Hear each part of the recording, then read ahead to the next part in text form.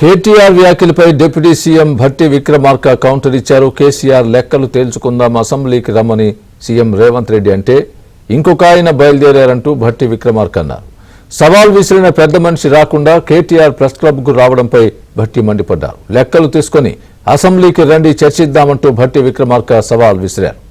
నోరుంది కదా అని ఏది పడితే అది మాట్లాడితే ఎలా అంటూ మండిపడ్డారు.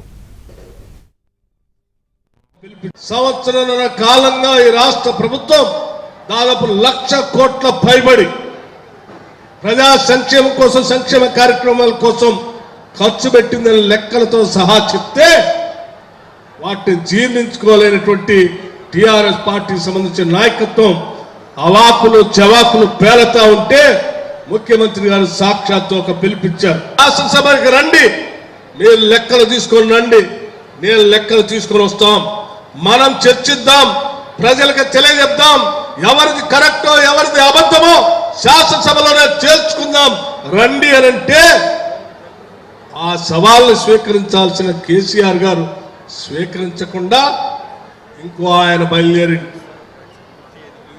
నేను వస్తాను అని ఆ ప్రెస్ క్లబ్కి వచ్చింది. ముఖ్యమంత్రి గారు చెప్పింది ఏంది, మీకు అర్థమైంది ఏంది?